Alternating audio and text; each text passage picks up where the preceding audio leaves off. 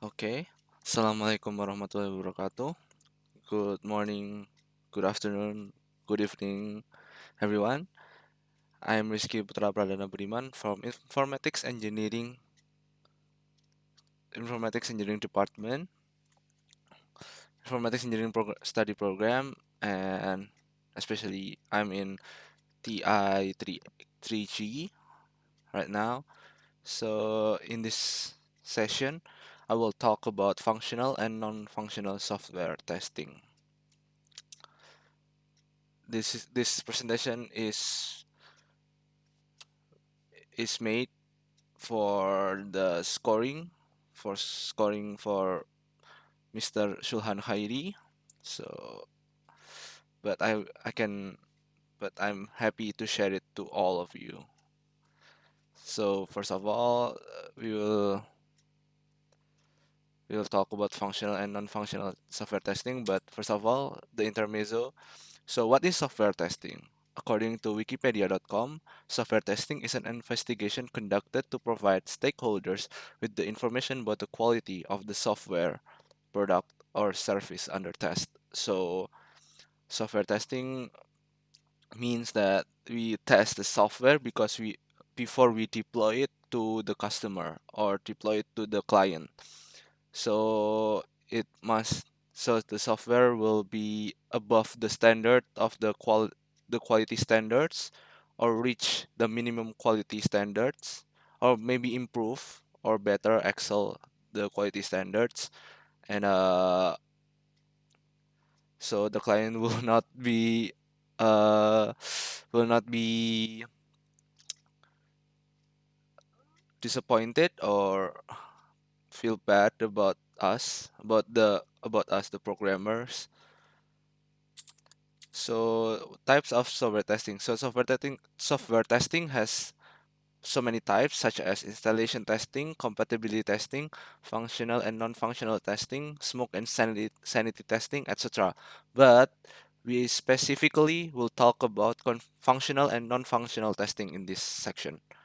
So move on to functional testing. According to guru99.com, functional testing is a type of testing which verifies that each function of the software application operates in conformance with the requirement specification. This testing mainly involves black box testing and it's not concerned about the source code of the application. Wait. So functional testing is mainly about the function of the software itself, such as there are uh so many example of functional testing, such as beta testing, beta testing in one of them. So mostly not the tester mostly don't know what the source code or the system will be. They only know about the software, so it is not the tester, mainly not the programmer itself. So there are stages or types of functional testing. The first stage will be unit testing. They are divided into three: line coverage, code path coverage, and method coverage. Second one will be sanity testing. The third one will be smoke testing. The third one, the third one will be regression testing. The fourth one will be integration testing, and the last one will be usability testing. So we'll talk about the stages, the detailed one. So the first one will be unit testing, performed by developers who write scripts that test if individual components or units of an application match the requirements. So this step is the most early stage of functional testing, and then smoke testing, done after the release of each build to ensure that software stability is intact and not facing any anomalies. The third one will be sanity testing, usually done after smoke testing. This is run to verify that every major functionality of an application is working perfectly, both by itself and in combination with other elements. So where Smoke testing, ensuring that software stability is intact and not facing any anomalies after each build.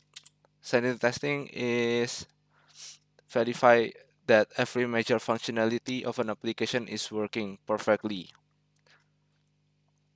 And then the regression, this task ensures that changes to the code base do not disrupt the already existing function or trigger some instability. So if there's changes to the code, it may it may disrupt or maybe disable some functions within the app. So regression testing make sure that it doesn't happen. So integration testing ensure individual modules work as expected when operating in combination with each other. It validates the end-to-end outcome of the system meets these necessary standards. And then beta testing. In this stage, actual customers test the product in a production environment. This stage is necessary to gauge how comfortable a customer is with the interface. Their feedback is taken for implementing further improvements to the code. For beta testing, the test is not done by the programmers, by the software tester, but it is done by the client itself before the initial deployment, before the final deployment. So it is very premature software that is given to the customer, so the customer can like enjoy not enjoy but evaluating the near final deployment of the software. The process workflow will be determining which functionality of the product, create input data, determining acceptable output parameters, and then execute test cases, and then compare the actual output with the expected result, expected output. And then we move on to the non-functional testing. According to tutorialspoint.com, non-functional testing is a software testing technique that verifies the attributes of the system, such as memory leaks, performance, robustness of the system. Non-functional testing is performed at all test levels. So non-functional testing is done at all test levels. So there are some objectives for this testing, such as increase usability, reduce production risk and cost, optimize the way product is installed, set up, and improve and enhance knowledge of the product behavior and technologies. Non-functional, there are some characteristics also, which is measurable, and exact numbers are unlikely to be known at the start of the requirement process. Important to prioritize the requirements, ensure that quality attributes are identified correctly in software engineering. Measurable means there is no place for subjective characterization. So whereas the subjective characterization usually occurs on functional testing, such as it is pretty good for its I think the customer will be the subject of subjective characterization, but the measurable is like the the example is the maybe the web page must load within 8 seconds. That's measurable, right? About 8 seconds. There are numbers in it. So there are some parameters such as security, availability, efficiency, integrity, reliability, survivability, and there are the non-functional testing parameters. For the details, you can see guru99.com. And then this is we are talking about the functional and non-functional, the differences between two pretty similar named testing.